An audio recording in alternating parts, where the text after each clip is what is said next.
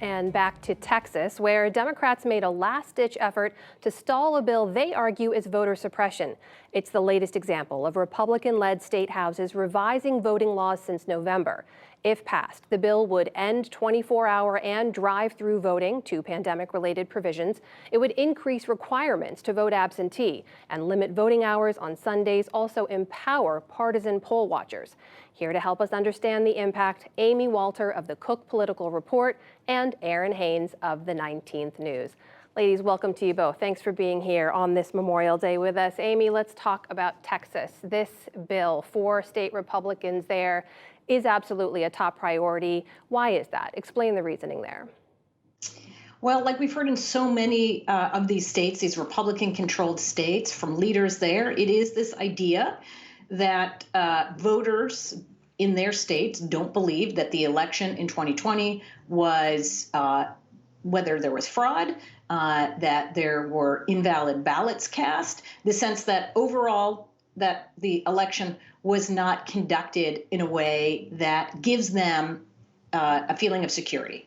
Now, we know that that's not really the case, right? We've had multiple instances of the courts and of recounts and of going through so many of these states, the actual cast ballots finding no fraud, no problems. In fact, it's remarkable to me, Amna, that in the middle of a pandemic, in the middle of a time where we had more people voting than ever before, right, record turnout, that everything went as smoothly as it did. And yet, because the former President Trump continues to argue that this was not a fair election, there are many, many voters out there, Republican voters, who believe that this election was marred by that, and they need to change the rules. We know some of these laws would disproportionately harm Black and brown Americans. But Errin, when you look at the map, it's not just Texas that's taking these kinds of actions and moving forward with these kinds of laws. It's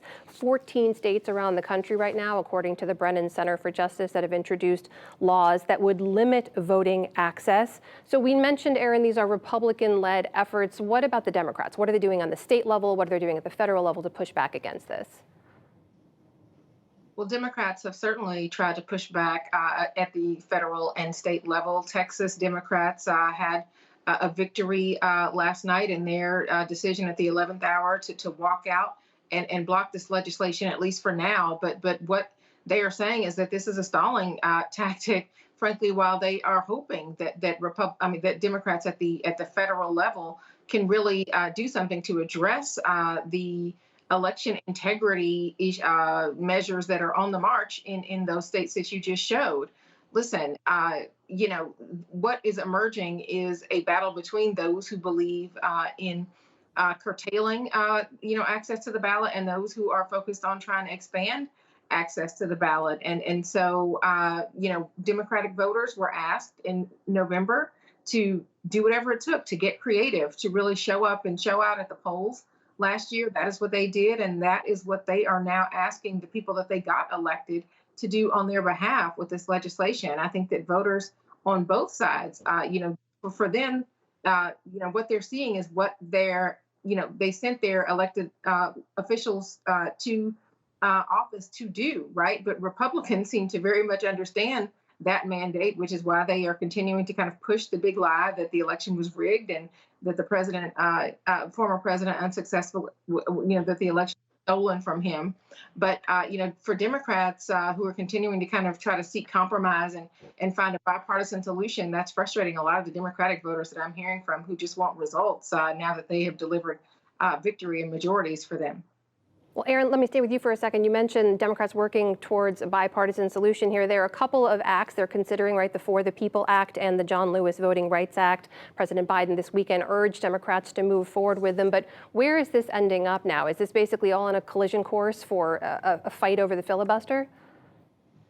Well, it appears so, because at this point, at least, the question of which 10 Republicans would be willing to get on board and really break with the Republican Party across the country, that it seems to be at least okay with the perpetuation of the big lie, whether we're talking about the Republicans in Congress who didn't vote for investigation into the events of January 6th. I don't see how many of them, if they're not open to that, how many of them could be open to a conversation on voting rights when the overall conversation among Republicans is about the imagined threat to election integrity. So, in the absence of 10 Republicans who would be willing to cross the aisle for a bipartisan solution, don't hear very many of them talking about trying to figure this out. In addition to, just trying to hold the line with Democrats, not all of whom are on board in the Senate either with this legislation. It just seems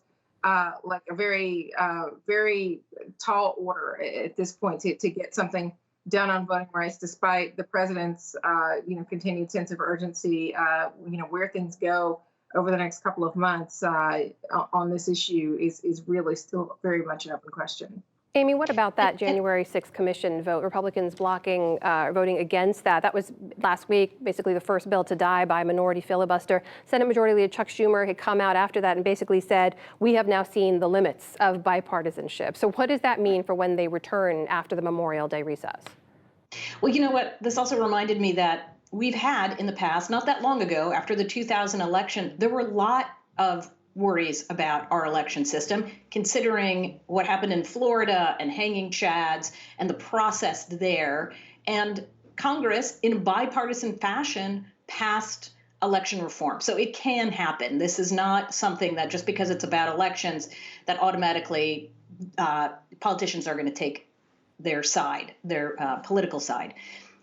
When it comes to January 6th, I think this is something that we sort of saw coming down the pike. And what we recognize right now is the fact that this Congress is a 50-50, it's a 50-50 Senate, and nothing is going to get through there in any other form except for a reconciliation. That the idea of getting 10 votes really for anything, whether it's election reform, whether it is infrastructure, whatever is in front of this Senate seems all but impossible. I will also tell you, Joe Manchin does not seem at all interested in getting rid of that filibuster. So whether it's voting rights or others or this January 6th commission, I would not expect to see that go away anytime soon. Amy, very briefly, what about where we are right now? This weekend is kind of a turning point for the country. You're seeing things opening back up, people hitting the road and gathering. The pandemic for President Biden and his agenda was sort of job number one.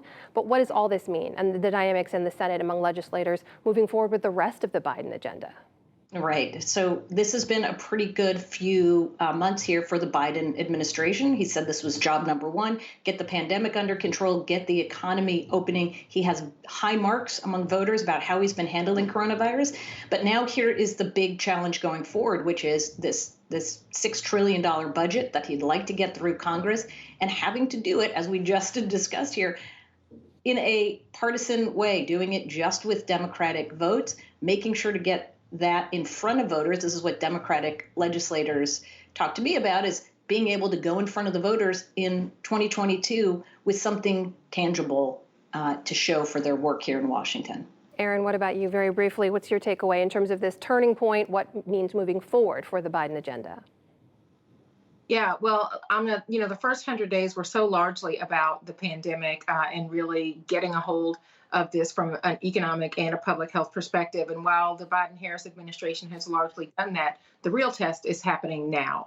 And this coalition that elected them in record numbers last November is asking, what are you doing for all of us? I think that we have seen certainly that the pandemic was unequal. The beginning of the reopening of this country has been unequal. And the question now is, will it continue to be unequal? And really all of this looming over this Memorial Day weekend, the Tulsa anniversary is, who gets to have full participation in this democracy and who gets to move forward really as a country, as we all look to a new normal on the other side of the events of the past year.